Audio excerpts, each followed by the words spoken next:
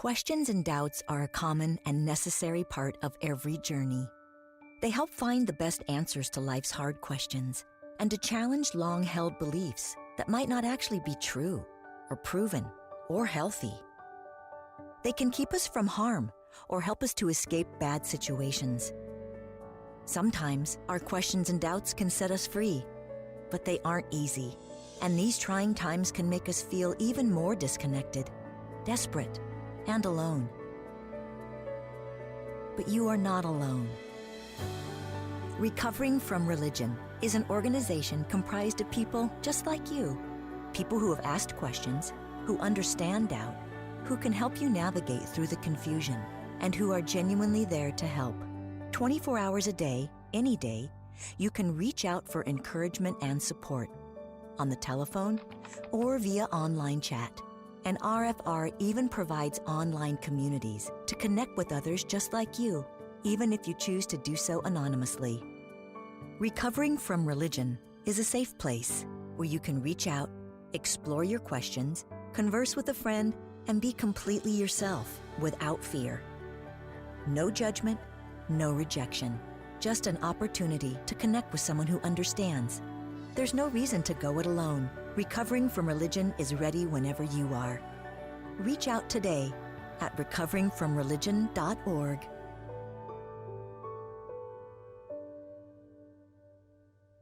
So RfRx is a series of online weekly sessions in which we bring in guests to discuss different topics that may be relevant to people who are involved in RfR. So this is not a replacement for the support groups or the helpline community. It's more of a complement to these services. And it's also a great way of providing good advice and coping skills to anyone who needs them right now. So if you would like to send us any inquiries or any questions, any feedback, just anything at all, you can send it to our email address, which I am sure Toll will link in the chat. And if you're watching this on YouTube, it will be in the description down below. Speaking of which, if you want to see any of our previous RfRx or this one, I think will be up on Wednesday, I believe. You can do it in our YouTube channel, which is a fantastic resource for all of you to see. So I think that's all for RfRx, and now let's jump to our mission statement. So in RfR, we have the mission statement that we offer hope, healing, and support to those who are struggling with issues of religion and non-belief. So Eric, do you want to explain hope first of all? Yes. So RfR, Recovering from Religion, we offer hope in the sharing and telling of personal stories. Stories about our own struggles with coming out of religion, our own struggles within religion, and kind of the success stories and even some of the pitfalls that we've struggled with along the way. So the hope comes in the fact that when I am reading these stories or listening to these stories, I kind of can get a glimmer of hope, see a light at the end of the tunnel. And we do that through both our blog, which will be linked in the chat, and through our podcast. So if you aren't subscribed to the blog or you aren't subscribed to the podcast, I strongly encourage you to take some time and check out the links and subscribe, because there are some fantastic things just waiting for you at both of those places. So tell us about the healing part. How does RfR accomplish the healing? Sure. So the healing comes from our helpline, and this is done via online chat or telephone call.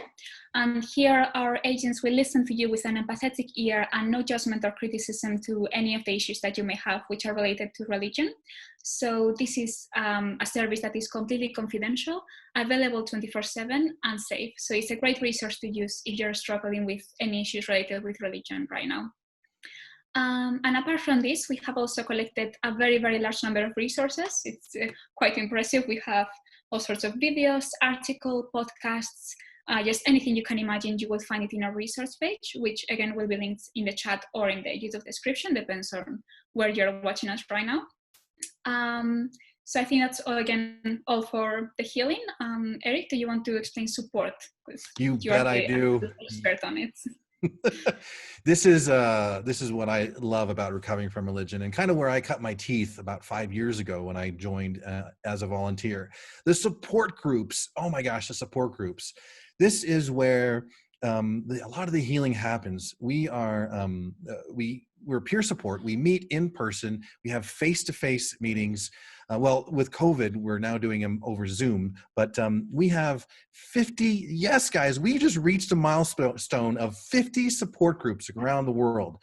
If you're a support group leader, drop your name and say hello in the chat, because you guys are some fantastic volunteers.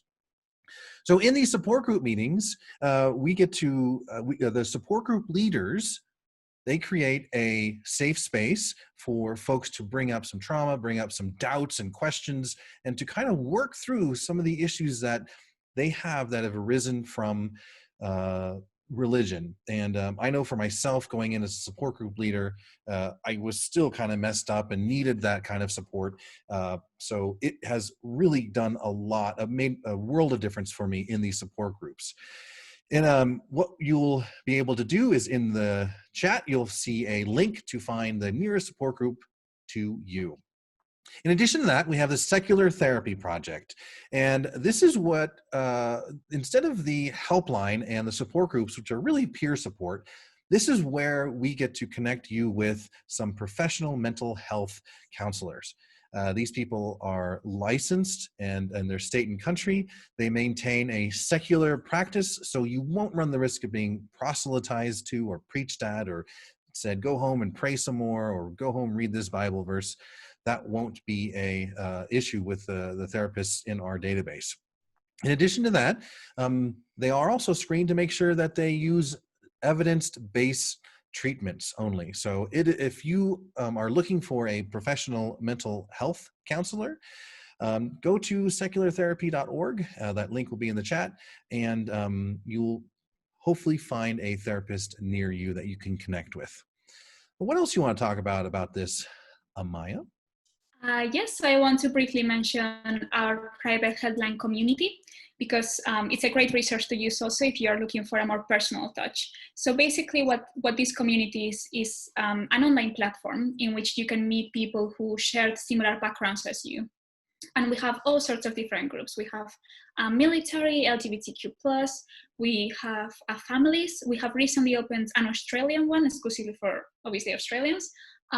We have ex-Christians, ex-Muslim, just any group you can imagine, you will find it there. So if this is something that you would be interested in doing, all you have to do is contact one of our helpline agents, again via online chat or phone call. And apart from the chats, they also hold Sunday night Zoom meetings. So I highly recommend you join one of them if you feel like it will help you. It's really an amazing resource, and I'm sure you'll find it helpful. And now, before we move on to explaining a bit what happened last week, I said that as if it was a bad thing, just commenting, I mean, what we spoke about last week. I always want to briefly touch on volunteering, because volunteering is something that brings so much personal gratification and also so much a sense of community that we have all built between each other. And I think it's just such an amazing thing to do if you have a bit of extra time. We have all sorts of different roles in the volunteering, so I'm sure we can find a role for you if this is something that you would be interested in doing, which if you are, all you have to do is go to our volunteering page, and that is recoveringfromreligion.org/volunteer, and the website will guide you through all the steps that you need to follow if this is something that you would like to do, which we would be so thankful if you would. So now, without further ado, we would like to speak about last RfRx, in which we had Janice Selby speaking about boundaries. Sorry, not boundaries. Boundaries is this week. Last week was breaking up. So the title was Breaking Up is Hard to Do, Realizing It's Over, and it was kind of breaking up from religion. So what do you think, Eric? What do you get out of the session? It was really good. Janice is a therapist in British Columbia in Canada, and she was also the main driving force behind a court conference that was supposed to have happened this year before COVID hit, but and the court conference was going to cover and have speakers talk about religious trauma. So what I got out of last week was just the history that she brought with it, and kind of how she formulated this whole program around some of her past history and helping people to come out of religion, helping people to think critically, and the practical tips that she gave us were just really awesome. What about you? What'd you get out of it? Yeah, exactly. I agree with you totally. For me, obviously, I've never been religious. So every time someone comes in with this crazy story of being religious for X amount of time, and especially her who had been religious for so many years, I think it was like until her 40s. Yeah. It was such amazing to see how she broke up with religion. And it was a great mixture between personal story and, as you said, practical tips. And I really loved the final sentences that she gave us. So yeah, I really enjoyed it. I thought it was fantastic. Yeah, so if you have any questions or topic suggestions or comments or inquiries, you can reach us at our email, rfrx@recoveringfromreligion.org. And the discussion that we just were talking about, that will be on our YouTube channel, and those links will be in the chat. So before we introduce our guest, I want to talk about the meeting format, how this is going to go. For about an hour, we're going to have a discussion on the topic about boundaries and with our guest, and I promise you it's going to be really good. During that discussion, you'll probably have some questions that you'll want to ask the guest, so type them into the chat and we will collect them and make sure that we ask those questions during the second part of our meeting here, our session, during the Q&A session, and that'll last about 20 to 30 minutes. After that, we'll get to hear from our executive director, Gayle Jordan. And normally this is where I would insert something snarky, but I don't feel it today. She is just a fantastic and awesome woman. You're going to want to stick around for that. Yes, Gayle, you dodged a bullet. And then after that, we're going to shut the recording off. We're going to open up the lines, and everybody here is able to kind of hang out as long as you want, as short as you want. The guest is going to stick around. I hope I haven't actually asked her yet. I'll have to ask her, see if she can stick around just a little bit to if you have any more questions you want to ask. But this is just a hangout time where it's kind of free form, and it's been pretty darn popular. So stick around and enjoy the hangout time. Well, who do we have today, Amaia? You want to introduce them? Yes, if she needs introduction, because she has been here so many times and we love to have her here every single time. But I'm still going to read the bio in case there is anyone who is new here, just to refresh our memories. So Rebecca Williams is a licensed marriage and family therapist in California. She is the owner of Inland Empire Couples Counseling and specializes in helping mixed belief and religious secular couples have connected, intimate, and united relationships. Rebecca is working on an online course for helping couples thrive in mixed faith marriages. She's offering a free mini course to help couples set the foundation for their united mixed belief relationship. So we will include the link in the chat. And again, if you're in YouTube, it will be in the description. So welcome, Rebecca. We are so happy to have you here today. Thank you. I'm happy to be back. Yeah, so how have you been? I mean, I think the last, what was the last one that we talked about? The mixed belief couples, I think, talk? Another one. I was on the therapist Q&A.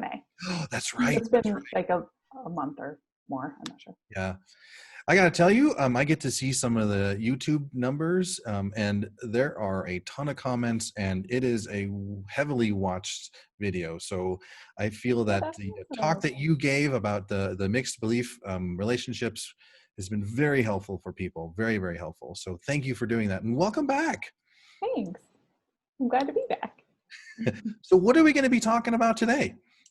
We're talking about the bigger topic is boundaries, but more specifically, how do you respond when you get the offers to pray for you, or your family's giving you religious gifts, or you have that friend who just keeps inviting you to things that you don't want to be invited to. Like church functions and such. Yeah, you Yes. know, I'll be perfectly honest. One of my biggest pet peeves that I'm still kind of working on is when folks say that they're going to pray for me, because I see it as an atheist and a complete non-believer. I see it as praying does absolutely nothing Whereas maybe calling up someone or calling me up on the phone, or just sending me dropping a note, either in a text or a greeting card, to me that is so much more effective than saying I'm going to pray for you. And it drives me nuts. So I'm really grateful to be talking about this today, because I hope I can be better after it. Okay. No pressure though. No pressure. So, do you have any like examples that from your own life that you can talk about this? Or Yeah, we're going to go lots of examples, I think, woven throughout the talk today. I wanted to start with just a little brief intro, but like, why is this so hard? Mm-hmm. Why is it that when someone says they pray for you, that it like has this spark of anger, frustration, or defensiveness to it? And I think part of it is that it's because of our own history, right? It's different than if your friend who's really into Comic-Con or Ren Fair invites you to go to that event. Yeah. Yeah, it makes sense, because I, for example, don't have that feeling, like that reaction, because I don't think no one has ever told me that they're going to pray for me. I'm not sure if that's good or bad, but that's definitely never happened. So I'm not sure how I would react, but I don't think it would be anger. I think you're right, Rebecca, that is related to your personal history of how you have associated the praying or any other action, really, that Right. someone else is doing for you. And it depends, I think, on your relationship with that person too. So, maybe it feels like a rejection of where you are when you're already feeling alone and trying to figure out what your new life without religion looks like. It might just touch on those tender places or, traumatized spots from the past that these requests just really kind of push on that. And that's why it's painful. Sometimes it's experienced as a request that you change, or like an invalidation of what you've experienced. Like, I know you don't believe in God anymore, but I'm just going to tell you that I'm going to pray for you anyway. Yeah, it feels almost sometimes sometimes it feels disrespectful, and other times it feels passive aggressive, completely passive aggressive. And like exactly like what you said. I'm an atheist, I don't believe, but yet you're going to still do what you think is best instead of something that would work for me. Right. And there's really like a missed connection there, or that there's a lack of empathy, just in the way that you phrase it, Eric, that it's not about what is actually going to be good for you, my friend Eric. It's about what I think is going to be good for you. Right. Yeah. And that's kind of what my parents did when I was a kid. I don't want to go to the doctor. I don't want to get this flu shot, but they know it's good for me, and so they're going to do it. And so in some sense, it feels patronizing too, or patronizing for, the pendants out there. Right. So like, in short, it's a violation of boundaries. Like, that's why we're talking about this in this context. And I will say up front, some religious communities are really not good at boundaries. And so you might have to do some educating, and you may have to reinforce your boundaries multiple times, because it could just be an unfamiliar topic. I think I have an example later that's going to hit on that more directly. So then what do you do? That's the whole thing. Okay, this is what happens, but what do you do? How do you respond when one of these things comes your way? So quick understanding of what we're talking about with boundaries. Boundaries is like it's the space between the two of us. It's understanding where I end and where you begin. What stuff is my stuff and what stuff is your stuff. It's also teaching other people how to treat us. And it's teaching them in action what type of relationship we want to have. I want to give a non-religion example for this, because it's not only within the context of an atheist and a religious person that we have to set boundaries, right? So I have a friend who has kids that are my kids' age and they're friends, and this family was getting ready to move, and she asked if I could have the kids over to my house to play for a little while so that the parents could do some like packing and prepping. And that was fine. And then when she came to pick them up, I, asked how it went and do you want to bring them over again sometime? And she said, yeah, but I don't want to step on your toes. This is us negotiating the boundary. Mm-hmm. And I said, I'm happy to do it. And you can ask as many times as you want. And I promise you, I'll be honest with you and I'll tell you if I can't. So you can ask me and I will be honest with you and tell you, no, it's not a convenient time if it's not a good time for me to have these kids over to my house again. Mm. And in that case, she was thinking the boundary was like somewhere out here. And I'm saying, no, actually you can come quite a bit closer. I'm comfortable with that. But like, trust me that I won't let you cross my boundary. We'll talk about what is comfortable and not comfortable. I love that. Yeah. We all kind of grew up with this golden rule, like do unto others as you'd have them do unto you, or as you do unto yourself, right? But that it almost seems like that rule is failing in some sense. I've heard that it's a modified golden rule or the platinum rule, do unto others as they'd want to be done unto, or it's worded much better than I put it, but that seems to be almost kind of allowing for boundaries and trying to understand the other person that you're wanting to work with much better than understanding yourself. Right. That's perfect for here too, because your religious family or friends, the response they might want is, I'll pray for you. They might be following the golden rule and treating you the way they would want to be treated, but that doesn't work for you. Even if they know that you're an atheist, would they still rather you pray for them knowing that you don't believe in God? I have no idea. You'd have to ask that person. Okay, because to me that sounds like crazy. That would bring you back to God. You prayed and you felt something. I don't know. Anyway. That's fair. Yeah, that's okay. But I like the platinum thing. It's like, take it one step above and really find out what is the other person want here, and educate people about what you expect and what works for you and doesn't work for you. Yeah. Okay, I broke this down into some steps. I can't remember now how many steps there are. 4, maybe 5. We'll see as we go. We can insert a variable X here or something like that. Okay. So the first thing, my first suggestion, step 1, is decide if this relationship matters to you. If you don't care about the person or preserving the relationship, there's a lot less work to do. You can just ignore it. You can politely refuse their invitation, or you can like unleash your rage on them if you want to. Burn all the bridges, whatever. If you don't care about preserving this relationship anyway, that's pretty straightforward. Unleash the rage. I don't know. That's great. Yeah. However, if the person in the relationship do matter to you, or there might be some unwanted consequences from just releasing your rage, then you've got a little bit of work to do with the boundaries. Okay, so my step 2 is to get clear about your internal boundaries. And this is where I'm going to get real like therapist-y. Okay, so good. That's why we you're we got me here. Okay. And Maya and I are definitely not experts on this. We need to hear from you. So what this is like, inside, you have to get clear on where you stop and where I start. Okay, so like I don't have to take in everything that you're putting out there. This might come, I know it came in for me and my transition out of religion. I got accused of being angry. You're just so upset and you're angry about everything. And I had to stop. This is, me doing the internal boundaries thing. And like, am I angry about some things? Yeah.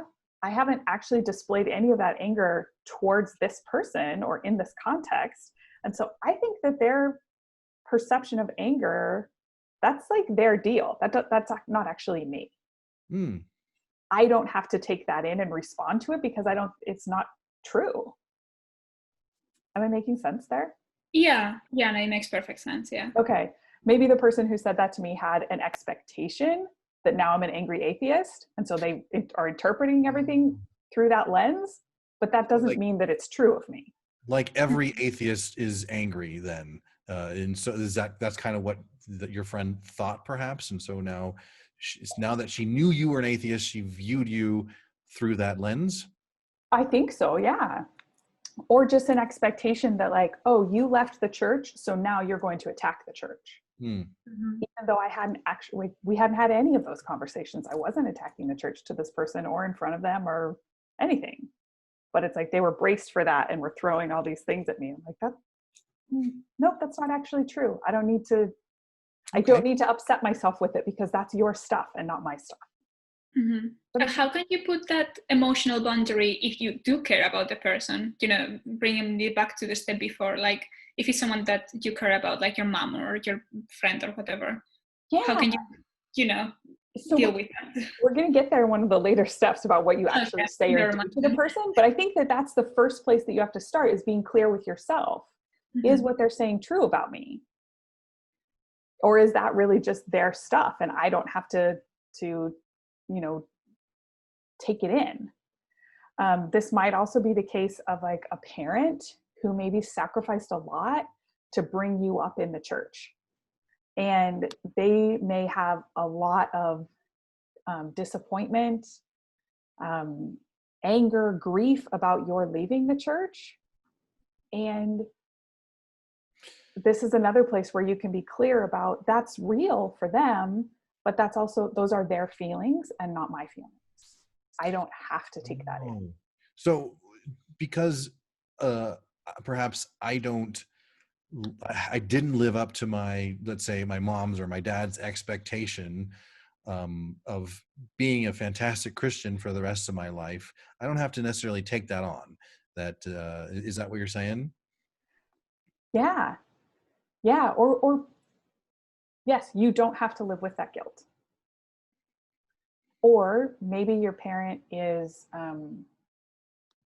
really disappointed in you and you might tend to withdraw into shame. Mm-hmm. And feel all of this guilt about I caused that, or I need to do something to fix it, or something like that. And maybe some of your changes did cause it, but it doesn't exactly mean that it was your fault, that you were going out trying to make your parent feel awful. If that makes sense. It's also not necessarily your responsibility to fix it. And it doesn't even mean that you can't have a good relationship with them or that they hate you because they are feeling something. It's just being really clear about that's that person's feelings and these are my feelings. And there's a separation there. That sounds like it could potentially be a pretty hard conversation to have in some sense, but that risk may in turn have a huge reward in the sense of saving the relationship mm-hmm. that you care about. Right. Okay. Before we're even talking about it though, we're just getting you inside yourself being clear about that's my parents' feelings, that's my spouse's feelings, that's how this other person feels about me. And it's not my responsibility to fix that in them. That's maybe the part that I'm not fully, I feel like I'm talking around, but not saying it's not your job to fix the other person's feelings. That's their feelings. Your job is your actions, your words, your responsibility, your feelings. Those are the things that are within your control. Yeah, and I guess this also applies to, as you said before, not only in religious context, but just this in any boundary. If you're setting a boundary, fair enough, you have to be kind about it, I guess, correct me if I'm wrong, but you're not responsible for the other person getting offended by it or thinking that you're a bad person for it or anything like that. Right. I wasn't even planning on using this as an example, but we do this with kids all the time. You have to set a boundary with your child and say, no, that's not appropriate, or mm-hmm. no, you can't do that thing, that's not allowed. And because we're their parents, the kids need to, or we have an expectation that they respect that boundary, but it doesn't mean they have to like it. Right? Your kids still might be really angry and upset with you. They might think that you're really unfair, whatever, and that's fine. They can have those feelings, but they still have to do what you told them to do. Or it's still not appropriate to do that thing, or you have to say, no, they can't go to that event or whatever it is. Got it. Okay.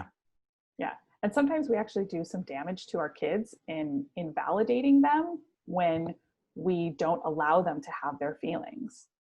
When we tell them, no, you can't do something, and the natural human response is that they feel anger or disappointment, and then we're mad at them because they're angry at us.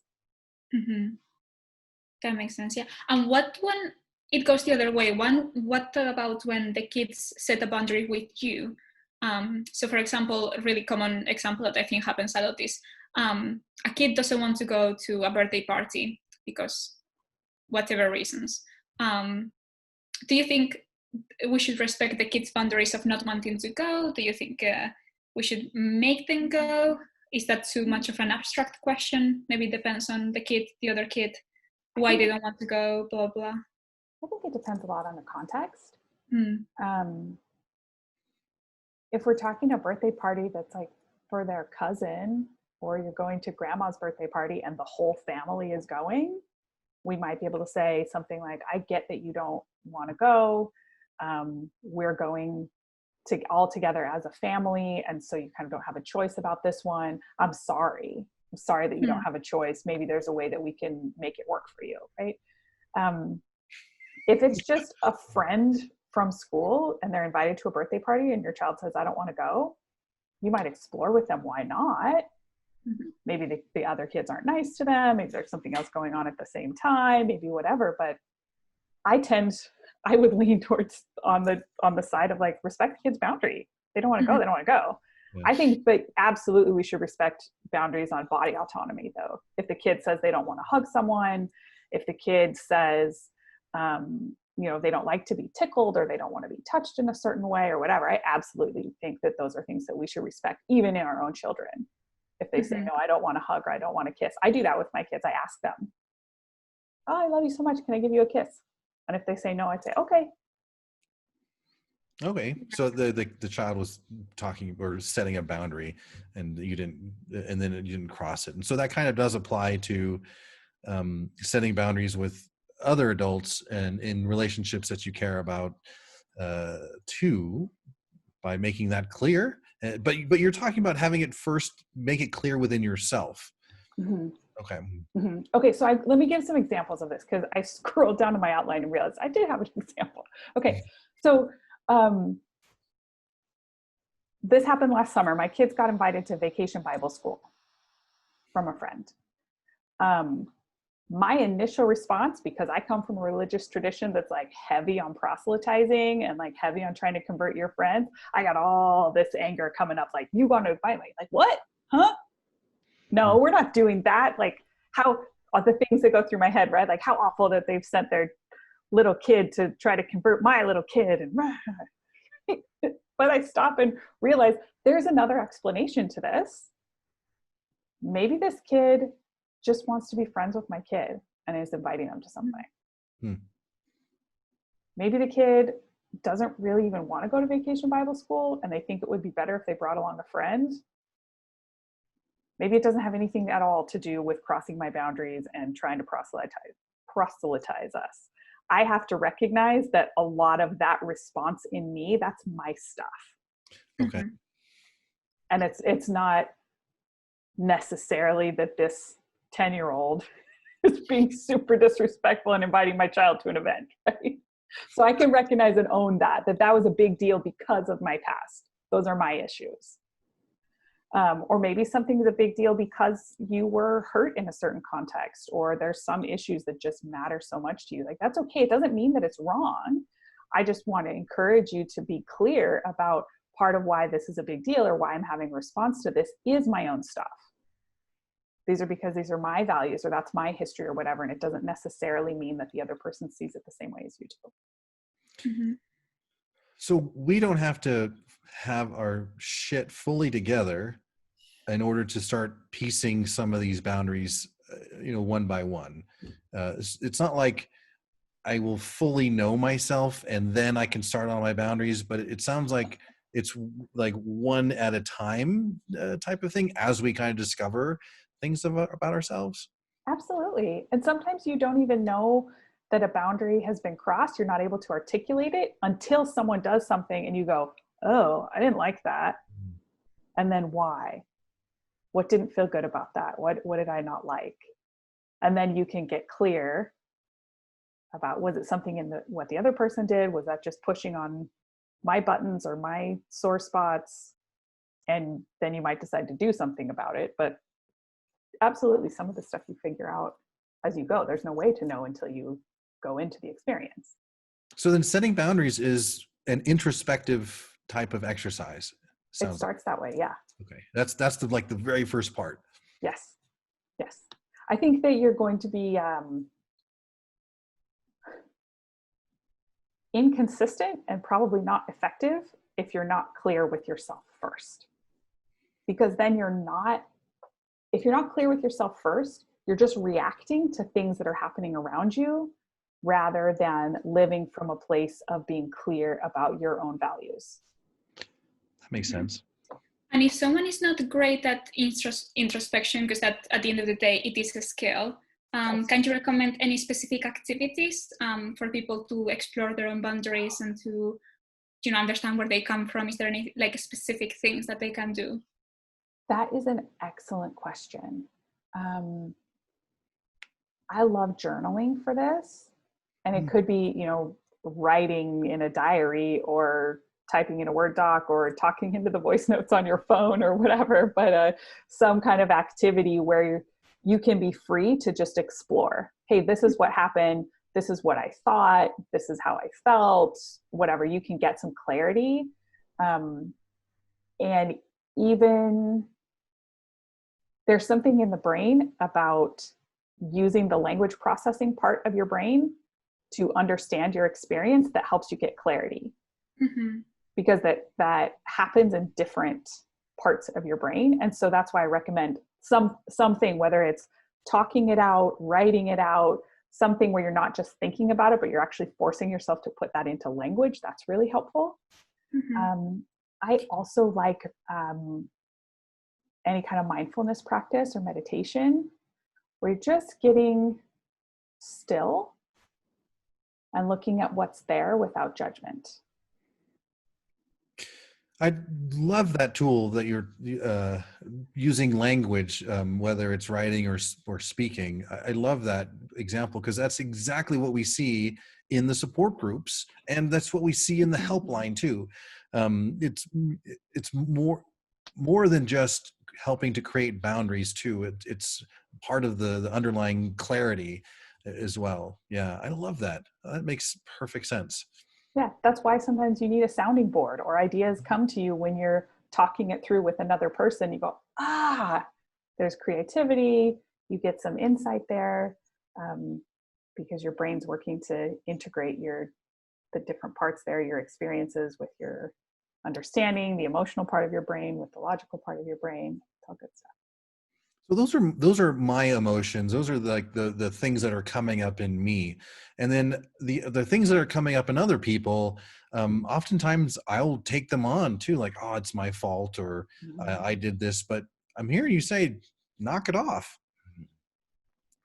I mean, you don't have to. You don't have to take responsibility for how other people feel, or to take responsibility for needing to fix it for them. Okay, so that was, I think, step one was decide if the relationship matters. Step two was get clear on what's going on for you internally. Step three is decide if you're going to say something or if you're going to let it go. There might be sometimes with some relationships that you decide it's just like either not worth your effort, you don't actually care that much to tell this person, please don't say you're going to pray for me, or please stop giving me those invitations, right? There might be some that you don't want to put in the effort. Maybe you recognize you've done all the work, like my vacation Bible school example. I recognize my reaction to that was totally me and had nothing to do with this little kid. And so I didn't need to say anything to her, right? Like, she's just a little kid. It almost sounds like you're suggesting pick your battles. Exactly. Yes. Okay. Yes.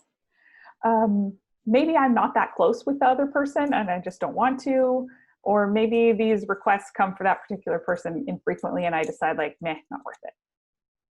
Another real life example, parent of one of my kids at a birthday party or something says something along the lines of like, oh, isn't it great that all the kids are such good friends? We're so blessed. God has blessed us. All right. I don't necessarily have to say anything to that, right? I could just, don't you agree? Oh yeah, we're real lucky, right? Maybe it's not that important.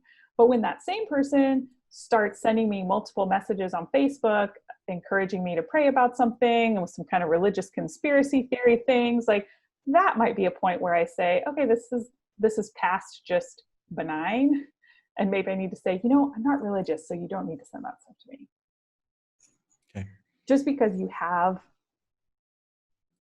boundaries and you have values and whatever doesn't mean that you have to stop someone from mentioning religion every time that you are in the room. I don't think that anyone actually lives that way, but I'm being a little extreme for the purpose of making a point.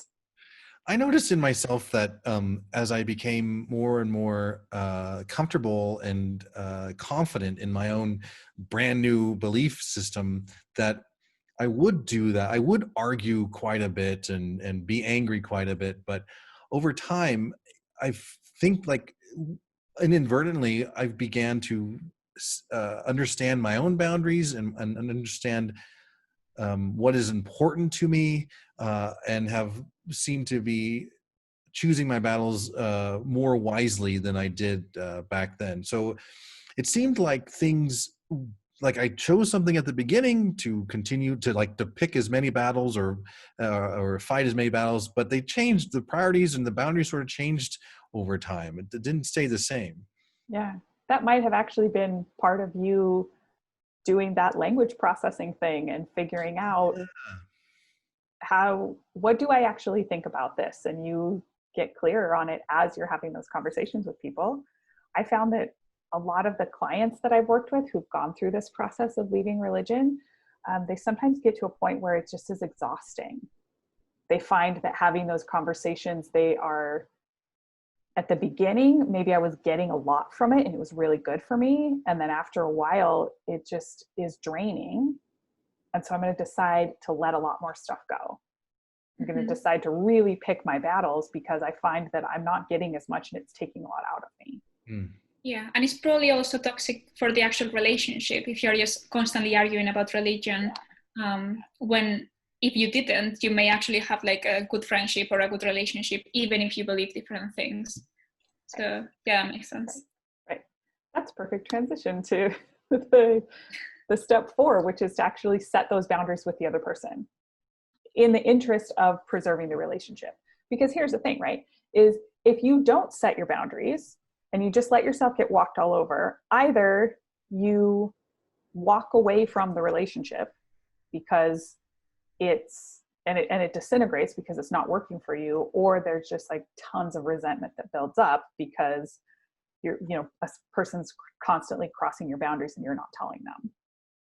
So yeah, it actually is in the interest of preserving the relationship that you let someone know, this is how I'd like to be treated, or this is what is and isn't okay for me. So yeah, the setting the boundaries, like that's where we do the communicating about, or the communicating with the other person, right? Mm-hmm. So I have a few tips for that as well. The first would be, as much as you can, ask for what you want and what you need in positive terms, rather than asking for what you don't, or ask for what you need rather than telling people what you don't want. Mm-hmm. If that makes sense. So like, yeah. Like an example of a great example of what not to do might be something like, I hate it when you do this. I hate it when you do X. Is that kind of what you're saying? Yes, exactly. Okay. So let's say that someone keeps inviting your kids to stuff. Maybe it's your parents who keep like wanting to take the kids to the religious events. You could say something like, can you please check with us before you extend those invitations? I would like you to ask me as the parent before you invite my kids, rather than stop pushing your church on us. You're telling them what you do want. So I want you to check with me before you push religion on my child. we have a example in the chat. Oh, perfect. Like, I need a hug instead of a prayer. Yes. Yes. I love that. Or to go back to your example from earlier, Eric, I need a hug. I would really love for you to give me a call, Mm-hmm. to send me a note. Like, could you check in on me? That would be more helpful to me than prayers. Yeah. These conversations initially for me were scary. Like, it took a lot of time to formulate the response, and then there was a whole sense of fear of like, what if I get yelled at? What if I get rejected? What if this doesn't go right? How could I build up the courage to kind of approach this?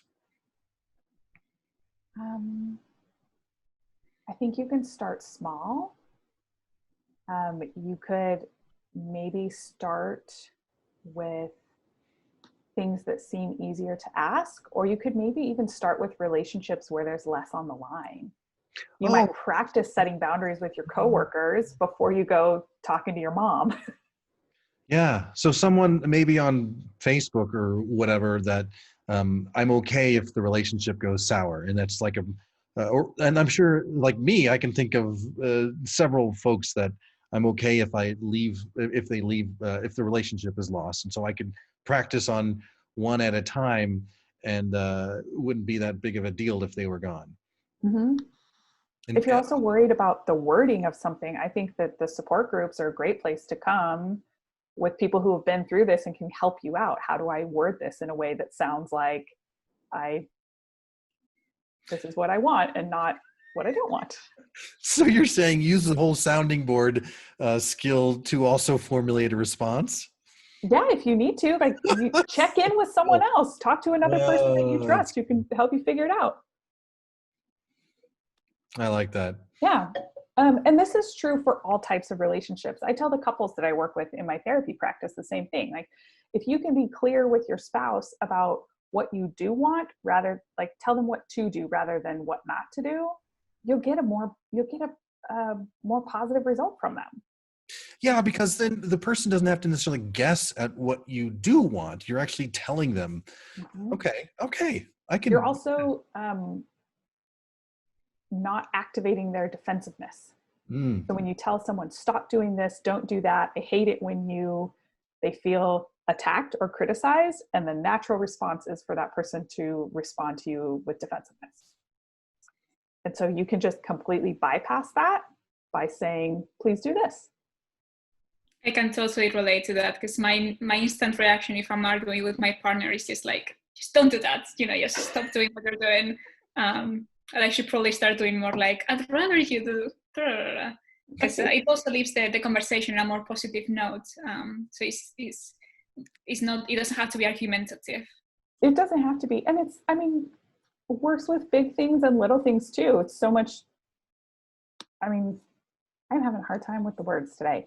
It is easier for a person to respond to, will you please wash the dishes after breakfast, than like, stop leaving dishes in the sink. You're essentially asking for the same thing, but you've just phrased it more in, oh, I would like you to do something for me, rather than, I don't like the way that you do that. Yeah, it's kind of, in some sense, a little, it's neat because, so if my wife said, Eric, you leave dishes in the sink, and I would like you to wash them when before, instead of leaving them in the sink. And then I have an option of saying like, you know what, you're right, because I value that relationship. Or I could be a jerk and say, screw that. They just magically get washed, and I have no idea. So how that happens, I could be a jerk, or I can actually, it really kind of puts me on the spot if it's approached that way instead. Yeah. And instead of having to defend myself. Okay. Yeah. So that's the first tip, is ask for what you want as much as possible. If you can say in positive terms, so what you do want from people rather than what you don't want. My next tip is to be generous in your assumptions. So especially when we encounter one of these things that feels invalidating or that feels dismissive or even pushy, that someone's wanting us to come back to church, they think that we've been deceived and they're, whatever, pushing for those things. Be as generous as possible in your assumptions of what the other person is trying to do and what they mean by it. Mm-hmm. So try to be optimistic that they are trying to help you and be friends with you or have a positive relationship with you, instead of just taking it in a negative way. Is that what you mean? Yes, exactly. So the reason for this is that it's better for your relationship for you to presume that the other person loves you and cares about you and wants nice things for you, and maybe just was a little clumsy in what they said, or they forgot, or they don't know, or whatever. Like, that's better for your relationship. Mm-hmm. The second thing is that you will be happier. You will be a happier person if you go through life assuming that other people are doing the best that they can, than if you go through life assuming that everyone is against you and people are your enemy. So give them the benefit of the doubt. Mm-hmm. Yeah. Okay. Yeah.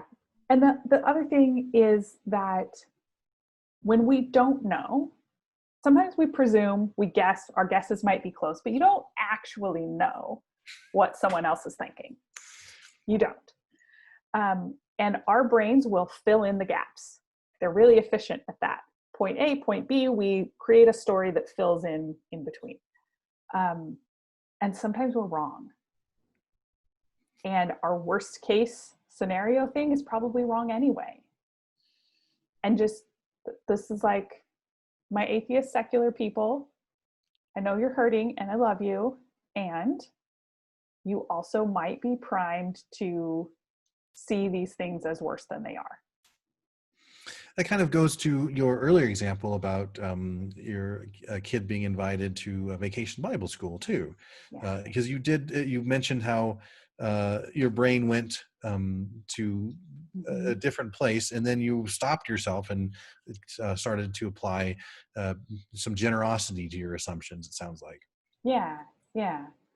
And I see this in couple relationships all the time too, that we fill in the gaps and often come up with worst case scenario type things. Well, you said that because you think this about me. And when we actually check it out, the person was just distracted and thinking about something else. It wasn't even the thing that you thought that it was. So I've had that happen too, where I weave this entire story and put their motivations behind it, and then when I find out what their real motivation was, it was like so much simpler and nothing I could have even thought up, and I was like, man, that was dumb of me to do. Okay, so that's not to say that sometimes people do have the sinister, judgy, you need to change motivations that we fear that they do, right? Like sometimes that's true, and you should at least check it out before you jump to that conclusion. How can you tell the difference though? How can you think, well, I'm overthinking, they're being nice, this is me, or they're actually being like not evil, but but right. Yeah, how can you tell the difference? Because that must be quite hard if it's only you experiencing that relationship and you're not going to talk to them about it, because obviously you don't want to create an argument. I don't know if you were doing this on purpose or not, but that is like exactly the perfect transition for the next tip. I promise I'm not. Really in sync. I love it. Okay, so the next tip is to talk about the impact on you and not your assumptions of their intent. So this is where you are essentially checking out your assumptions. So when someone says, invites you to something, or I'll pray for you or whatever, and you go, I just don't like how that felt. You can ask them, is this what you meant? Goes back to communication again. Yeah. Is this what you meant? That's how it sounded to me. Is that what you meant to say? And if they own it and say, yeah, then okay. But you're giving them the opportunity to clarify if what you thought they meant isn't what they actually meant. And Yeah. again, this can be somewhat scary to do at first. Yes. And so we can practice on some lower value relationships, I guess. You know, I have started to do that on Facebook too, to get some clarification on what somebody had said. And it has made all the difference. Like, I'm angry, like, "Oh, I'm gonna get this guy or get this person," and then I type in, "Can you explain further what you mean?" And they can't hear my angry voice on the other side of the keyboard, but when they explain it, and it's like, "Ah, damn it, I don't have to be angry anymore. This makes sense," and I can talk from that clarification, rather than my initial assumption. Yeah. So I have an example for this one about talking about the impact on you and not your assumptions of their intent. So my father-in-law was talking to my husband. So my husband and his dad, right?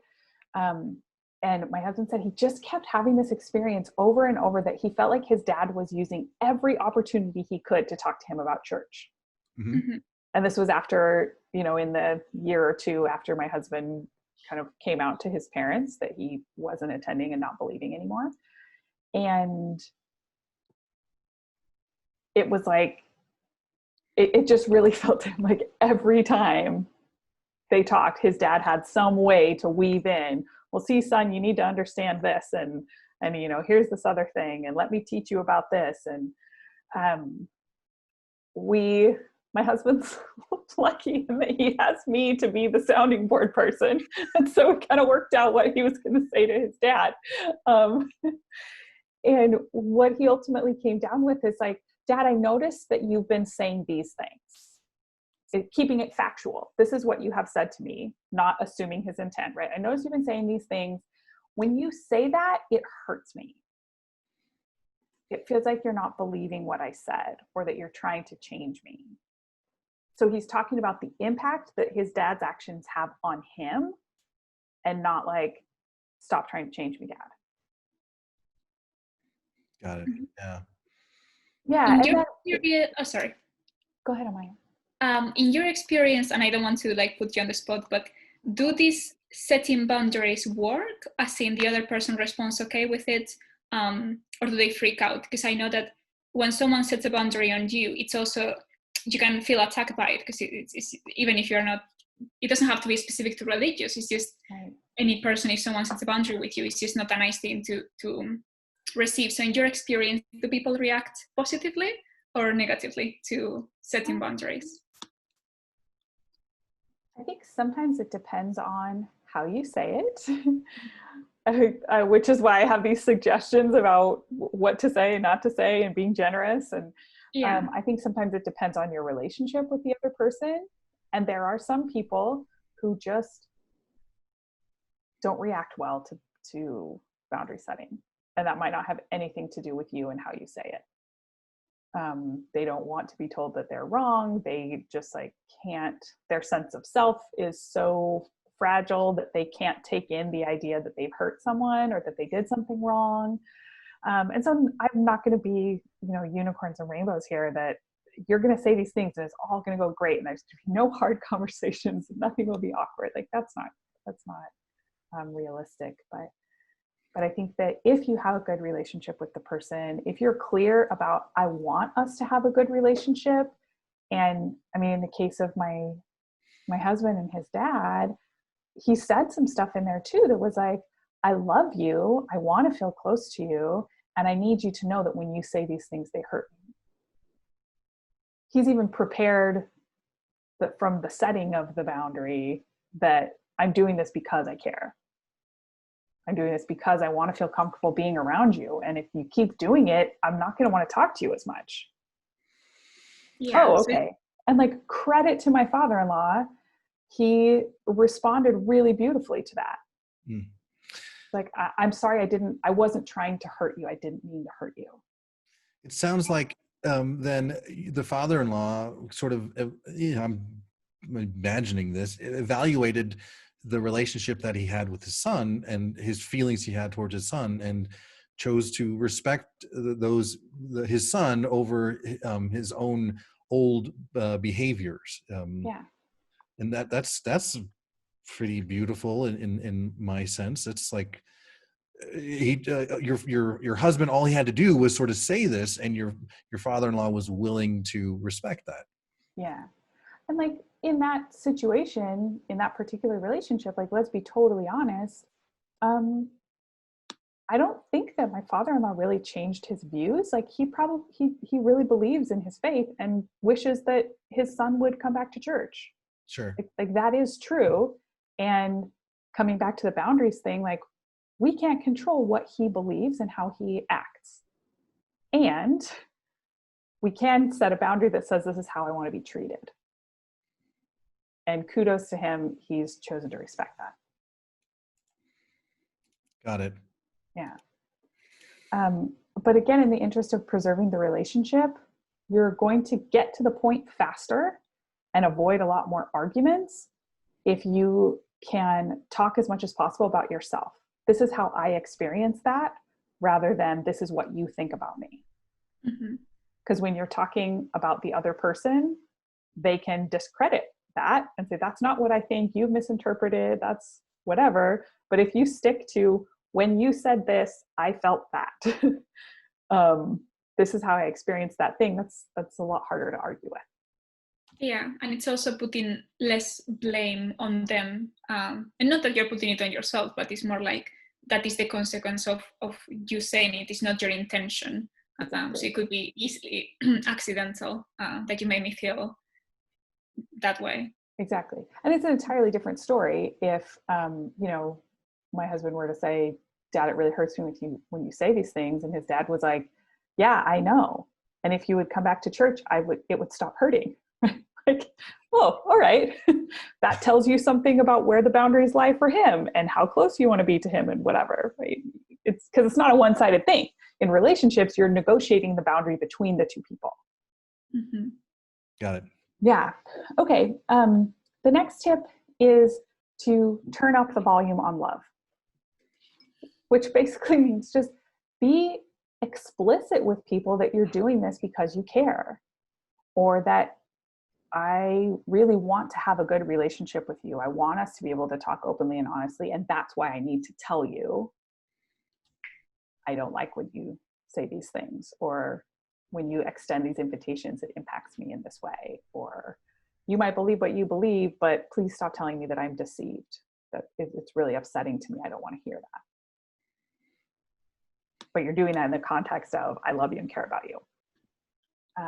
The next tip, which I'm not really following the chat, but I see the little things pop up, so I think someone's talked about this already, is when you have to say no, offer an alternative. So, maybe you're invited to some event that happens at a place of worship or a church building or something, and you don't want to go to that thing.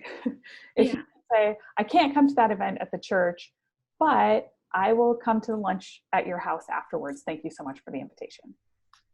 Thanks for coming to the wedding. I don't feel comfortable attending the service that happens at the church, but I would love to come to the reception. Is that okay with you? You're offering an alternative that still values the relationship you have with that person. Yeah, it must be less personal. If you're not rejecting them, you're rejecting the specific event they're inviting you to. So yeah, that makes sense. Yeah. And so when it comes to prayer, an alternative could still be offered, like what the chat had recommended. Hey, I'd rather have a hug, or I'd rather have a card sent, or a phone call or a text. Okay. Yeah, exactly. So you're saying no to the religious part, but not no to the person and their caring about you. And so it seems like this alternative helps to make the boundary even clearer, like painting and sort of allowing the person to give you some respect and care by if they take advantage of the alternative that you provide. Exactly. Okay. Next tip is to reinforce healthy boundaries whenever you can. Also, don't speak for others and don't assume. It's all kind of is lumped in. Well, and it'll make sense when I give the examples. So I think this is especially true of mixed belief couples. So let's say you're, the extended family or the people at church invite you to some event.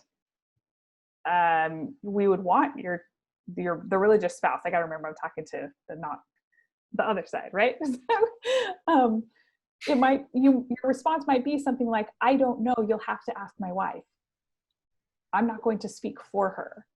Even just that one statement is reinforcing a healthy boundary that there is a difference between me and you and that other person over there. I can't speak for them.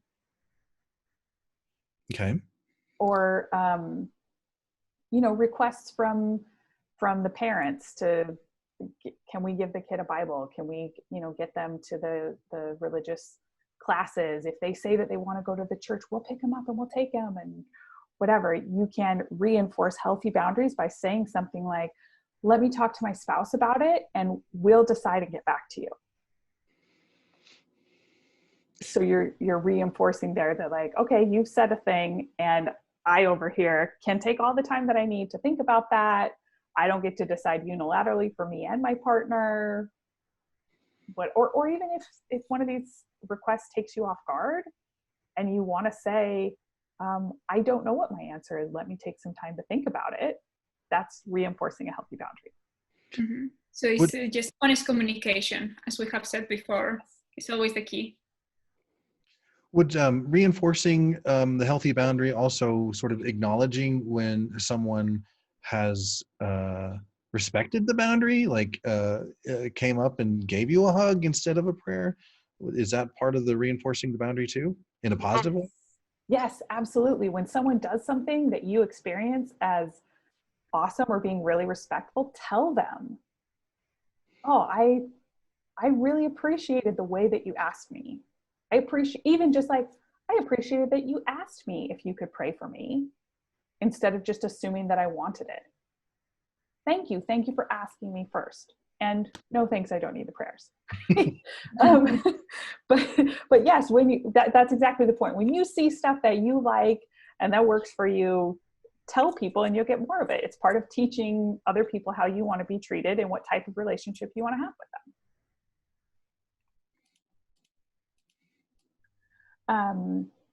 So the next tip there is to respect others' boundaries. And we kind of talked about this a little bit already. Treat them how you would like to be treated or how they would like to be treated, I guess. And I think that in the early stages of leaving religion, people often kind of muddle through this a little bit and sometimes don't do a great job, where we maybe want to talk to everybody about our newfound atheism or secular humanism or, whatever worldview we're kind of ascribing to, but we don't want to hear it from them. And so I in mixed faith families or mixed faith couples, I really encourage people to think about this. If you want someone else that you love and care about to listen to how you believe about something, you also have to be willing to listen to them. So you're saying it goes both ways. It's not all about me. Is that what you're saying? Because I'm having a hard time hearing that. This was an important boundary I had to set with my mother in my own transition, where I told her essentially, I will have conversations with you about these issues, but I want it to be a conversation. I don't just want you to preach at me. I'm not interested in that. Got it. And so if you want to talk about it, I also want you to be open to also hearing what I think about a particular issue, whatever the thing is. Yeah. I can get behind that. Right. But sometimes, let's be real, like sometimes it's hard, because if you open that door, then are you also, you want your loved one to read whatever book? Are you willing to read whatever book they want you to read?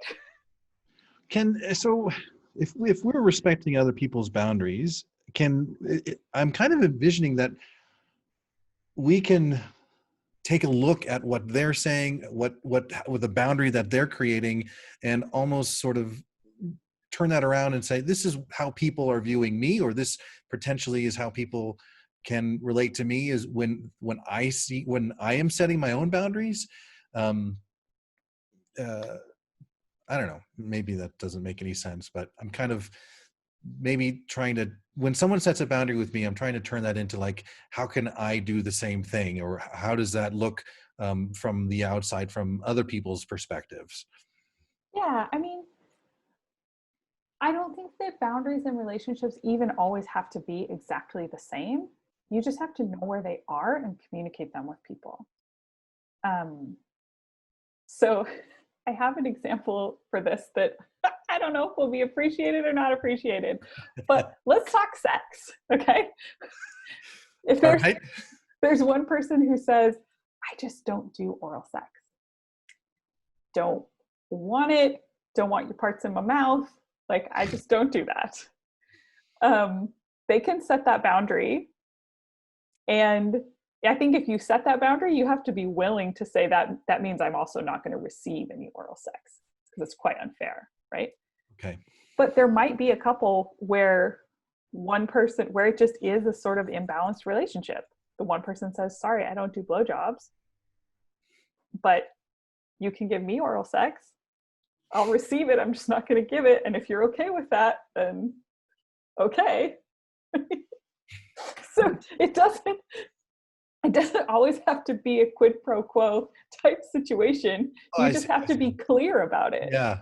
Yeah, you don't have to have the same boundaries. It can be flexible. Yeah. So the other person in that relationship, in the sex example, if that person is like, okay, I understand that I can give freely, but I have no expectation that you will reciprocate, because you've been really clear that that's not something you will do. Mm-hmm. And if they understand that and they are okay with it, then all right, what does it matter, as long as the two of them are clear and they're both like accepting that this is all right. Yeah, and surely you can also, if you are like giving in that aspect, you can also make it the other way around in another aspect of your sex life. Like, it doesn't have to be always 50-50. Yeah, that makes sense. Exactly. So yeah, I think this is where the golden rule thing kind of breaks down a little bit. Like, for relationships to be healthy, everything doesn't have to be exactly the same on both sides, but you have to be clear about it, and that both people have choice in it. Mm-hmm. So I'm clear that this is how I want to be treated, and I'm willing for you to treat me in the same way. Yeah. And what about when someone consistently breaks the boundaries? Like, you keep telling them, you're doing all the steps right. You're saying, I'd rather you do this instead, don't do that. Mm-hmm. But they keep just breaking them. What can you do? What? Yeah. Well, I think that's going right into step 4 and 5 of my setting boundaries thing. So step 4 is to reinforce the boundaries when they're violated. Because sometimes people just don't know, or you have the conversation and they go, okay, yeah, that sounds right, I can do that. But then there's a disconnect when it actually goes into practice. And so you might need to say, remember that thing that we were talking about? This is it. Oh, okay. Thank you for telling me. Right. So you might need to give them a reminder. And being firm in that doesn't have to be mean. I think a lot of times when people talk about setting boundaries, we come at it really kind of aggressively.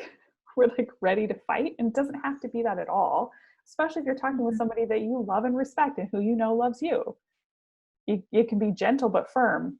Remember I said I didn't, oh yeah, right.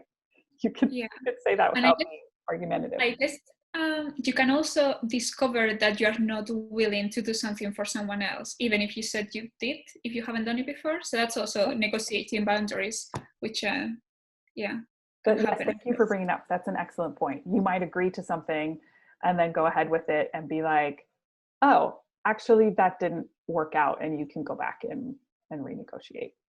Mm-hmm. Yeah. Part of why you need to reinforce boundaries, especially with religious people, is because of what I said at the beginning, that sometimes religious folks aren't good at boundaries. Healthy boundaries aren't modeled within those communities. And so you might come from, I'm a former Mormon, so those are most of the examples that I know, where like people just come to your house And if there's a person in your local congregation who is your bishop and they're like allowed to ask you pretty much anything, and it is not part of the culture that you're allowed to say no. Wait, they just show up at your house and they They expect can. to be let in? As an introvert, that is my worst nightmare. Like, Yes, at least okay. text me first. Yeah. But just show up, please. And they give you an assignment. Okay, this is the volunteer job that you have in the church, but the cultural expectation is that you don't say no. And so people are allowed to ask you to do something, and you don't get to say, no, that doesn't work for me. Oh, That's horrible. geez. I can't imagine. So then when you leave, so you've been a part of this group and you leave that group, and now you're over here being like, no, that doesn't work for me. No, you can't ask me that. No, you actually don't have any authority over me. I don't have to answer your questions. People might not respond to that well, and it might not necessarily mean that they're being an asshole. It might just mean that they have no idea. This isn't a concept that they're comfortable with. And so you may need to gently but firmly remind them that, like, this is where my boundary is. This is what is and is not okay. Mm-hmm. So wow, I mean, a person coming out of, blow your mind. yeah, I mean, the person, I get it on like a completely different level about how the world could seem so much different for different. I came out of Baptist, and I understand what that's like, but I don't understand what it's like coming out of Mormonism or Jehovah's Witness or Islam. But I can totally see how, as an ex-Mormon, they have no idea necessarily what boundaries are, or even it would be difficult for them starting as an adult to understand how to set boundaries, or even that's a thing. That's got to be tough. That's actually why I started with get clear with yourself internally first. Because I think even with our coming out experience, that a lot of us have an expectation that we need to explain. I need to give the whole story to everyone who knew me as a religious person of what happened to me and why I believe the way that I do. When those people might not actually be entitled to that information from you. You could just say, I'm not answering that. Or this change happened to me. Or maybe say nothing to them. Yeah. That's getting good and clear with your boundaries. Yeah. So you don't have to, if someone says, how come you left the faith? You're not obligated to say that. You're not obligated to tell them. And that's a part of setting the boundaries. Yes. But I think a lot of us have some anticipatory anxiety about that. How am I going to respond? And we don't know what we're going to say. And sometimes it doesn't occur to us that you could say nothing. Or you could say, talk about it. Yeah, that's personal. Okay. Or I don't want to answer that question. Or this just doesn't work for me. Okay. Someone from the church wants to come visit you. You can't say no. I like that. Yeah, I like that you were saying it doesn't have to be mean, and you're not, the way that you're talking about this, it's not coming off as mean at all. It's just being clear and firm. That's pretty cool. Yeah, I have a personal example of this that's a little bit funny if you want to go with it. The Mormons and boundaries thing. So it was my daughter's birthday party at my house. And we had lived in that particular place for a couple of years, but apparently word had just finally received the local Mormon congregation that we lived there now. And so they thought we were like new move-ins. And we were hosting the birthday party around the back. And we had signs up for the guests like, hey, welcome to the party, come around to the backyard, whatever. It was on Sunday afternoon. And these two guys from the church with their white shirts and ties just showed up at our house, saw the balloons and the signs, just walked around to the back. And we're like asking the people, where's the Williams? Who here is them? Like we're here from the church. And I was friendly with them and talked no, actually, we don't need help moving in. We've lived here for quite a while. We just, don't attend. Thank you very much. And the thing that was so eye-opening to me was a friend of mine who wasn't raised in religion was appalled. She was like, I cannot believe that they would just come in here like they were entitled. They would just come in here and take your time like that. Didn't they see the signs? Like clearly an event is happening here that they're not invited to, and they just showed up. They showed up without calling. Like my friend was all angry on my behalf.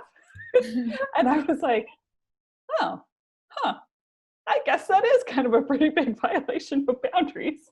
Yeah, because if it was any other person, if it wasn't religious, you would be like, what are you doing in my house? Just get out. You're not invited here. But it was so normal to me within the context of that culture, because that's just what Mormons do. And that's how they treat the people of their congregation, that it didn't read to me as this huge boundary violation until my friend who didn't know the context was like, what was that? Like, oh yeah. So all that's to say is you can firmly, gently set the boundaries, and it doesn't always mean that the other person is trying to be awful to you. They just might be coming from a context or culture that they don't know that that's a violation. Yeah, you need to be understanding of what's on the other side too. Yeah. Okay, step 5. This is the last one. Which goes back to your question from before, Amaia. And it's realize that this isn't all on you and that your relationships might change. So you might do all the things perfectly and find that your friends and family just won't stop. They won't or can't respect the boundaries that you're setting.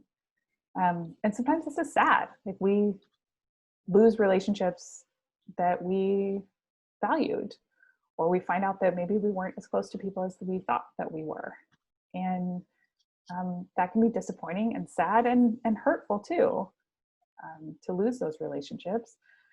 If you have someone that you don't lose the relationship entirely, you might just become more distant. It's like, wow, this person consistently doesn't take no for an answer, or they just can't not talk about these things, or they keep violating the boundaries that I set, and so I just don't want to spend as much time with them, or I don't talk about things that are as personal.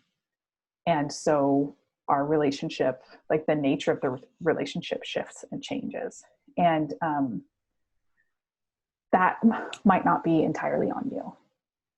Right? It takes two. You can set the boundary, you can respect their boundaries, you can be kind, you can be polite, you can be generous in your assumptions, and all you can do is your part. If the other person isn't willing to meet you in the middle and negotiate with you, then that relationship might have to go, or it might look very different than it was before. Yeah. And I guess this must be extra difficult if you don't have any secular friends that you can relate to and you can tell them. Yeah. That can be the real lonely part of the transition. So it sounds like setting boundaries, it can also be an exercise in finding out who your real friends are, finding out who really cares about you and who will really be there for you. Yeah. And so it's almost like if I'm starting from scratch with setting boundaries, I can consider, am I willing to lose some of these? Is it lose some of these relationships if it doesn't work out, or if their real self comes out and they don't only care about themselves? Yeah.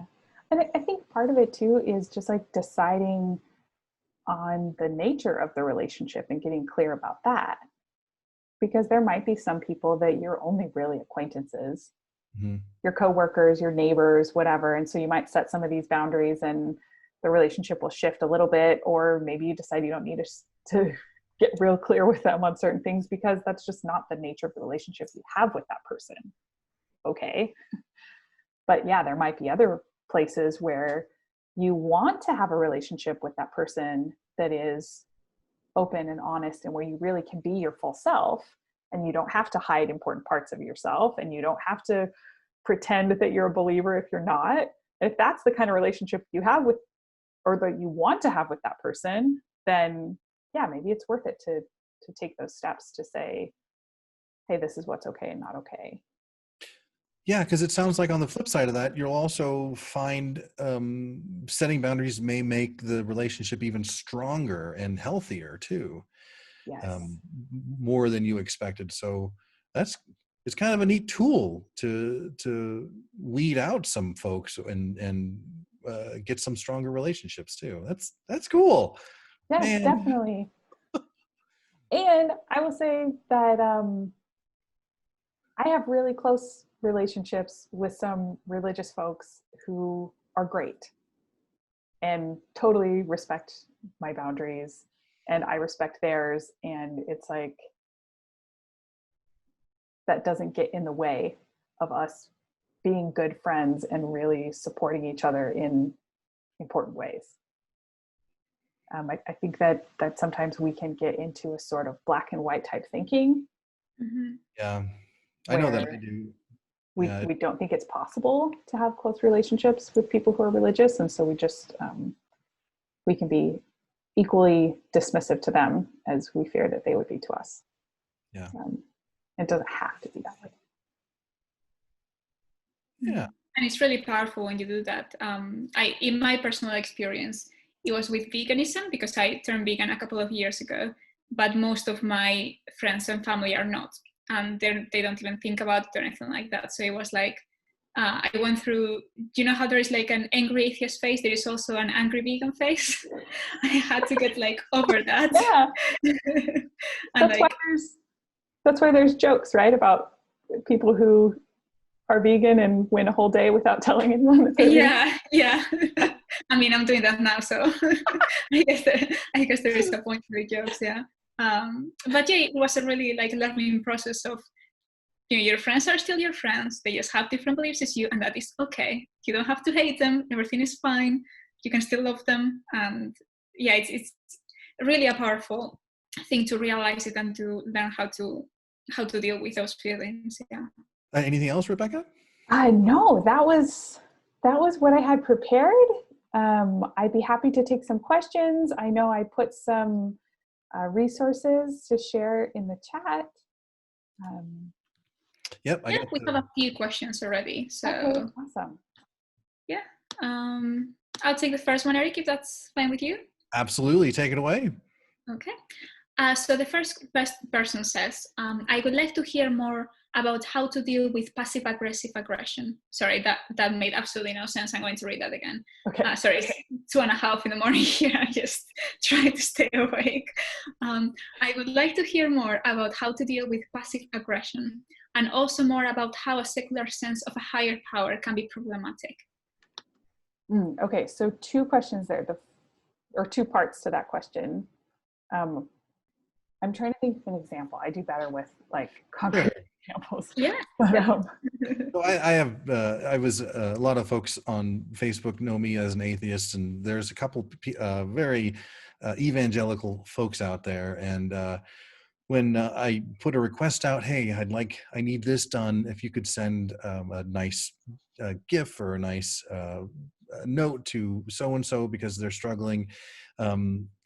Then there's the response is like for some of these evangelical folks is, I'll pray for them, or I'll pray for you, and it's very clear that what I've asked for was completely different than what they're offering up, and so it feels very passive aggressive. Or when I have a conversation with someone about like, and it's almost like a debate-ish or a conversation about religion of some sorts, and we talk both sides of it. When it gets to the end and we're not in agreement, they will say something like, I'll pray for you, that you'll come back to the fold, or what have you. Okay. I think there's two ways that you can deal with passive aggressive comments. The one way, well, maybe three ways. One, you can just take it at face value and respond to it at face value, knowing that you are not responding to what they were actually meaning to say. And then it sort of puts that awkwardness, the double bind, back on them. Sometimes I will say something like, this isn't what I asked for, or this isn't where the conversation was going. Why are you saying this? Right. I feel Okay, like so, being passive aggressive about this. yeah, I think that that's like the second. So one thing is to just take what they said at face value and like, oh, what did you mean by that? Okay. Oh, so you're saying this, even though you might know that they're being kind of passive aggressive, but you're just going to take the words that they actually said and put it back on them. And then they have to own what they just told you. Got it. The second thing would be to make an effort to get clear at the real meaning of that, which I think is what you were just saying, Eric. Like, so are you saying this? Is that what you meant? Or that really isn't what I asked for, right? You're getting, instead of taking it face value, you're going at like what the intended meaning is. Yeah. And then maybe the third thing is to just kind of play dumb. Let the other person have to explain what they mean. Got it. Yeah, that's my advice. So it's hard to do without a real concrete example. I'll read this straight off. Okay. Any tips for dealing with people who seem to have a pretty high level of denial in regards to the effect their religion has? My mom swears up and down that religion helps her, but she's miserable all the time. I feel like she doesn't see reality or think about things logically. Okay. That's hard because it's your mom and you care about her and want her to not be experiencing these harmful effects of the religion. Yeah. Honestly, I think the best thing that you can do is just live a great life. My experience is that when you directly try to challenge people on their beliefs, you activate their defensiveness and you don't get anywhere. And it seems like it goes back to what we talked about, like you're not responsible for other people's feelings. Mm-hmm. Okay. Mm-hmm.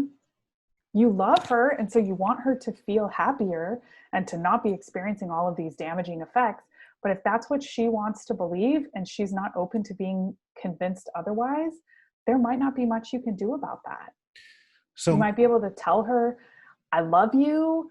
I have found talking about yourself, I found so much happiness. I found so much relief from guilt. I found, you could introduce some other ideas, but at the end of the day, you can't change her.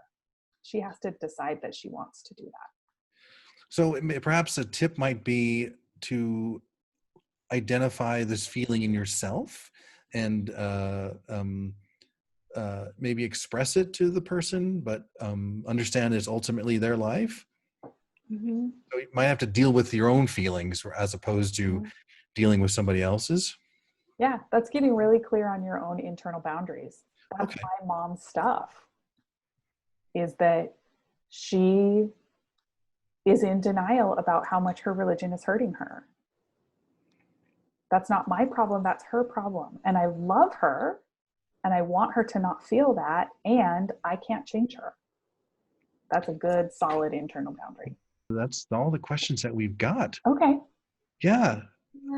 This has been a great, fantastic discussion. Rebecca, thank you so much for sitting down with us and taking the time to talk with us about this. You're welcome.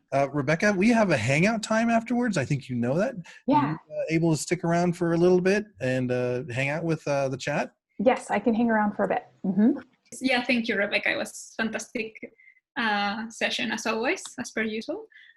Okay, so next week we are going to have Daniela Sousa, which we also had speaking about the meaning of, sorry, it's very late.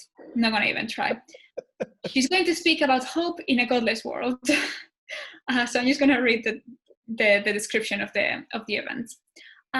So between systematic oppression, disease, political upheaval, can't pronounce that word, climate change, war, famine, and a multitude of other tragedies, it's easy to feel hopeless right now. In Hope is a Godless World, the session of next week, we'll cover how to be hopeful in the face of it all, without appealing to any religious afterlife or divine justice, so that you can say yes to the world with energy and determination. So I know we touched a bit about hope in our last session with with Danielle, but this is going to be specifically about hope, how to be hopeful in a secular world in which you don't have an all-powerful deity taking care of you. So it's going to be super, super great. So if you would like to see this talk, please join us next week, because it's going to be, again, same time, same link, and we hope to see you all there. Yeah, because I kind of experienced this myself. Like I see there's so many problems in the world, and they're so big, and I'm just one small person. How can I possibly work through this or deal with this or make a change? It feels hopeless. So I tend to have that issue as well, and I'm looking forward to learning more about this next week. So we're gonna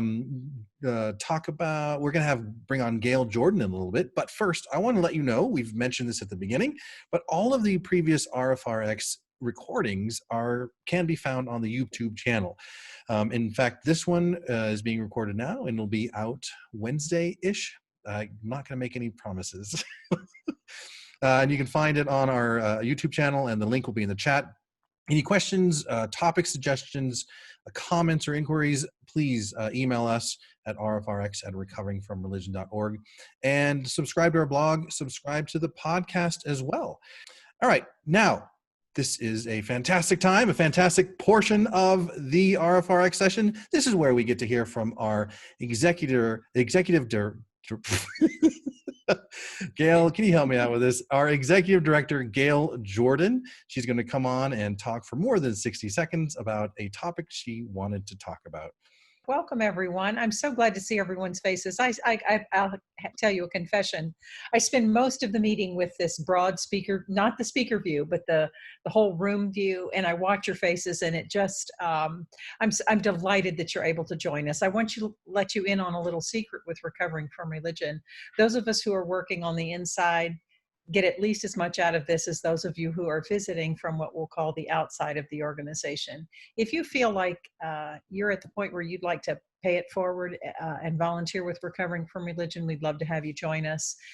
We have the ability, as we work through our chats and our phone calls, to see those develop right in front of us. Even if we're not taking the chat, we get to watch those develop. And those of us who are volunteers have learned so much from these conversations, not just how to help someone who's in a crisis or who's questioning. We are trained to ask open-ended questions and trained to draw them out, but we learn ourselves how to apply those skills even to our own life. It's a little bit not as altruistic as I would want this to be, but I just want you to know that if you would like to join us as a volunteer from Recovering from Religion, I will make you a personal Gayle Jordan guarantee that you will get a tremendous amount out of this. It's one of the most gratifying things I've ever done. So I wanted to put a plug in for that.